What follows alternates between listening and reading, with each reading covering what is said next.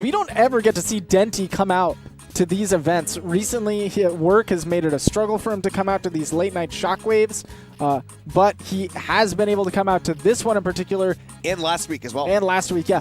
An Ivysaur connoisseur, probably the best Charizard of the Pokemon trainers. He might not be the best Pokemon trainer right now, but he is absolutely the one who utilizes Charizard the best, in my opinion. Weirdly, I would say the only two in competition for that are both Texans. I would say that it's him and Tenny. Okay, yeah. Tenny also, really solid with the Charizard, of course.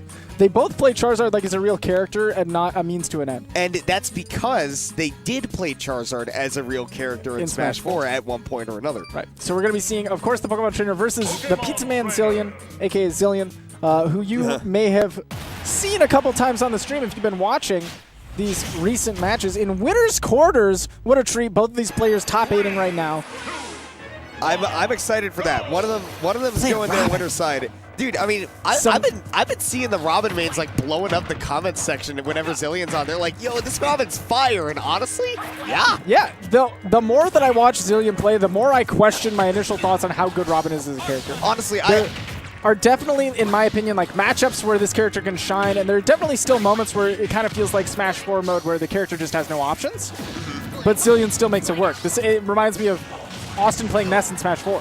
Yeah, no, a lot. I mean, honestly, Robin as a character makes me think akin to Smash 4 DK, where they have a couple of really silly kill confirms, and they have a lot of obvious flaws, and it's just a matter of how many mistakes do you make. Right, the big difference here is, unlike DK, it's not like there's the couple of things that you're going to be fishing for. You have to watch out for all the wackiness that you don't always know about. Denti right now on the lead of the things, but look, that new Arc Thunder doesn't always combo into stuff, but it shreds shields and absolutely puts you in a scary situation. Then no matter what you do, you're going to panic. You're going to have to pick something eventually. And Xillion's scouting that out, but Denti scouting out that jump. Absolutely. Reading the jump with the up air, recognizes in the corner. Again, a lot of people are scared of that grab. They're scared of just being cornered, so their big escape is the aerial option. They jump. So what do you think? Denti's been using a lot of the withdraw with Squirtle, which is a character that he has adamantly said that he is not a huge fan of, at least in the past. What do you think about him using that to just escape Xillion's close range threat zone and going into the long? It's not bad in the projectile matchups. Of course, the way that withdrawal works is whenever it hits something, you take no damage. It just alters your momentum. So to trade and use that to deal with the projectiles and reset at a range where he's more comfortable dealing with it, I think it's totally good. We'll see if Xillion's able to adapt to that and maybe find a punish. Maybe like catch a jump over it and then toss a projectile the other way. Sure. Dude, he did 34 just off of that one combo right there. That's what we're talking about with Robin, is that they're so scary that they just have this silly stuff, doesn't have fire. Oh, but he's set up. This is the edge guard Pokemon. Check the Pokedex, that's what it says. Charizard, the ledge trap Pokemon. Squirtle, the early damage racker. Ivysaur, yes. Yes. Whatever you want Ivysaur to do, you say jump, he says how high. Actually, he says soar. He soars, he does. He is a Pokemon. Wow. Speaking of soaring, Xillion is able to connect a long-range, not true combo. Yeah. With a little string. 2 different specials, man. Looks fancy. Looking fancy right now since he is actually technically in the lead. Got a couple % on Denti, and of course, if he's sticking with a Squirtle, if he's able to find a nice string, this lightweight character can explode. Ooh, but he can also explode your % with some high damage combos. There we go, good. He saw that Denti was charging, and he said, I have an invincible get-up attack. There is no reason to not pull the trigger here. Yeah, that's so smart. Going for the high recovery there. He has a lot of drift. He realized Denti used the water gun to set up a potential downer situation with Ivysaur. Oh my goodness, he's barely alive. Yeah, well, down air is one thing. You got to be careful of that up air as well. It hits just as hard, just in the other direction. But 11 swords hit hard too, and as long as Xillion's able to get a foothold. I'm so scared whenever Xillion's getting chased down in the air by Denti, because Denti doesn't really have to deal with the sword aerials as much. He's got that big range on the Vine Whip to try to challenge. And Robin doesn't have the best maneuverability. Grounded or aerial walks right up into his face and does nothing. He expected a spot dodge, maybe a roll. Denti just stood there, menacing. So menacing at the ledge. Down there. Oh, he goes for the nair! Doesn't get the kill. Goes for it again, though. And this is a rinse repeat that I will take if I'm Denti, because eventually he's going to run out of those elements. Doesn't get the punish, and the element book dropping actually worked out for Xillion there. Scramble situation. The first person that panics in that situation is the one that loses, but nobody did. We're back to neutral. Xillion has every chance in the world. Oh, this is big up smash. No Levin sword. Now, the crazy thing, Denti absolutely has kill throws right now. The thing that Xillion does not have, he doesn't have like any wild neutral hits that'll take this. That's Denti, oh my goodness, getting all the distance, but he has the recovery back. Oh, he falls out! Falling out of the last hit, so Denti doesn't quite take that stock. Doesn't have a confirm though. Wow, the switch to the Charizard is so smart because now he lives at center stage from 11 sword aerial. And you know, I was talking about his Charizard beforehand. When we've seen Ivysaur and Squirtle running the show, we'll see if the Charizard's going to be able to close it, or if the Charizard's going to be the regret that leaves Denti questioning what could have happened. So that's a throw. That's so in.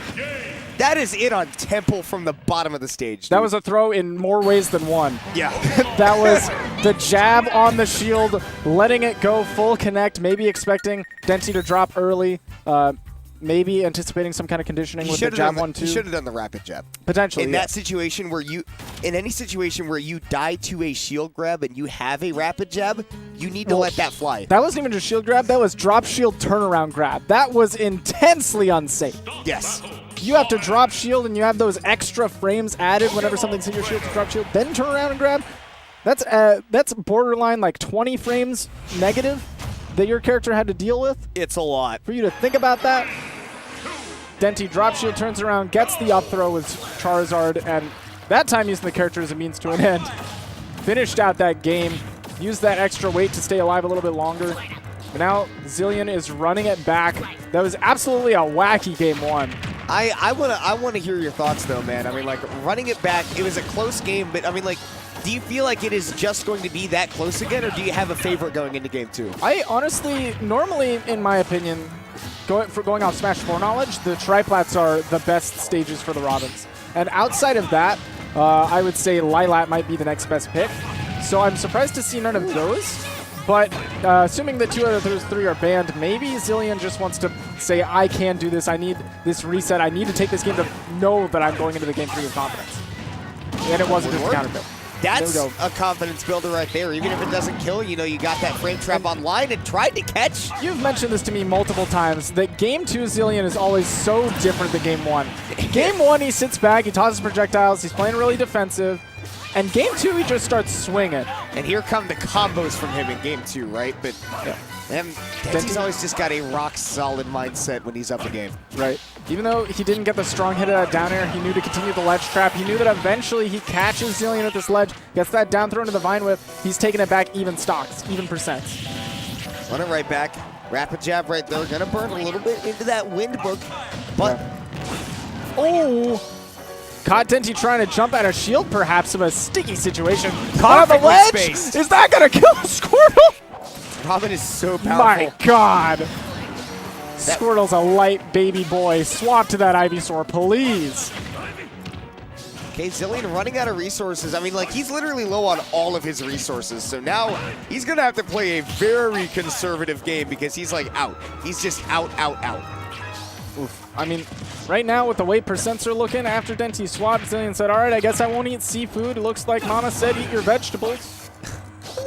I don't got no problem with it.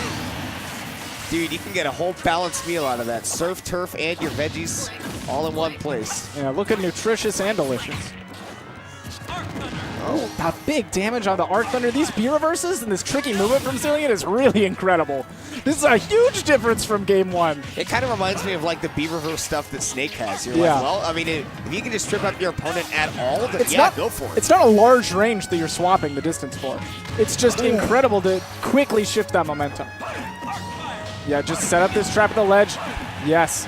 Use that Vine Whip, though, to punish at that perfect distance. Looks like against Ivysaur, you're going to have to think twice before going for that Arc Fire. If you have any character that can drop and put out a hitbox so that you don't have to deal with the Arc Fire, that's what you do. Otherwise, you just stay on the ledge and wait for it to go away. Look at how aggressive Xillion's getting, though. This is the big shift. When we see Denti off stage, he is gunning for it. And that, he chases the rollback because he knows Denti's scared. Gotta be scared. Gotta respect this Robin. The best way to respect that is to just go on the ledge guard and wait for him to try to pull back and get everything set up. But once you come off that platform, your resources are fresh, and Xillion can come at you with whatever he wants. Absolutely. Caught that arc fire immediately after dropping from the ledge. Catches that F smash as a punish. Confirm. And Xillion looked dominant going into the game 2. Game 1, it was anybody's game. It was a scramble. It was a mess at the end, and they were fighting tooth and nail to see who could come out on top. Game 2, Xillion had control. And it wasn't a I'm sitting back and spacing and you have to come get to me kind of control. He was flinging at you with Robin, the what, 3rd slowest character in the game now? Yeah, very slow. And you can just look at the face that he has on him right now, the shadow from the hat. That is definitely the way he was playing in that game. Look at the shine on the glasses, this anime protagonist. He went full anime, like, not protagonist, but like, you know, that The secondary, yes. the secondary character that's like super badass. Right now, that's what he is. If we're watching Bleach, he's a Quincy. He's killing it. I know this is usually reserved for Kasoku, but this is punished Venom Xillion right now. Oh my goodness. Oh, he caught the jump! Is he dead? Has to switch. Yeah, he's obviously, he's got to switch. He's got a lot range. I expected Xillion to run out there with a fair and maybe intercept. That would have just, that would have blown my mind. That would have been the Arida. We are seeing so many times now that Xillion is taking more advantage of putting that arc fire on Denti's shield and waiting and seeing how he reacts. Back air, big damage on the Squirtle.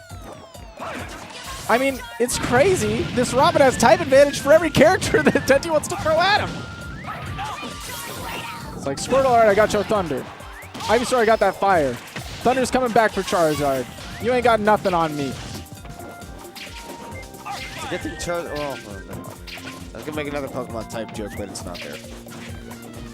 Okay, Spot dodge to grab. That's a big throw. Puts Denti at that platform, jumping over, okay. And there we go, chase the landing, and Denti now ahead in this game 3 on Town and City. Want a little bit more room to play around, still likes those platforms in play. I like that, throw the Razor Leaf to activate that multi-hitbox. We also saw that the Razor Leaf cancels out, this is in game 1, we saw that the Razor Leaf cancels out the Arc Fire as well, as long as it doesn't detonate. So Ivysaur can do a lot to stuff out that ranged game, but let's just switch over to that Charizard, just saying, all right, I want to get in your face, and a little bit too much. Denti trying to use that flamethrower as a mix-up on the landing, but when Xillion built up the space, you're committed to that flamethrower for so long. That's punish. Yeah, that back air sets up a situation where he's trying to chase the tech. Once again, I feel like that rapid jab is just so much safer. I mean, honestly, as long as he's holding shield the whole time, it's just another timing mix-up, because you can always roll past it after a certain amount of time and get that punish. But regardless, it's something that he needs to work in there as another timing mix-up that Denti can work on. Dude, both of these guys went for big gains. Denti went for the stock. Xillion tried to get some of that percent back with the Nosferatu. And man, we thought that game 2, Xillion had it all. Right now, Denti's playing with fire. This is what happens when you get up into Xillion's face. He read the roll. And not only that, he also fooled Xillion, who is probably expecting another forward smash. He's been doing that the whole round. Right, and that animation tossed me up for sure. Also, Town Smash is not a great move for Ivysaur, but it worked there. It caught specifically that one situation. Forward throw puts him on a platform, maybe missing a jump, or maybe expecting an air dodge. Not a lot of people are falling for that anymore, especially, you know, when you are the good Robin, people see you play. They're ready for it. Okay, Arcfire covered himself, but he was not close enough because of that Razor Leaf, and Denti perfectly covered. Didn't mix up the timing on the recovery. Went for the immediate. Oh, he has no jump. Yeah, that's Water Gun. This Ivysaur? That's a great high recovery, but Xillion got a little greedy trying to catch if Denti was running away and get some stage control instead of just taking the small hit and being able to land on stage later. Denti's got some control in this match. Xillion's sitting back a lot more than he was in game 2. Stuck on this platform. And Denti catching him, jumping away. So many jump reads. There. This could be big. The bread and butter. Is he going to go and do it again? Down air. Yes, he will. That's it's a buff it. recovery, but it's not enough. You know, we saw Xillion fire back with the 2-stock in game 2, and then game 3, it was Denti doing much the same, and it was kind of the same turnarounds. Denti was playing 2 passive in game 2, and so he upped the speed. He continued to just extend and extend and extend his punishes, and eventually You saw the story.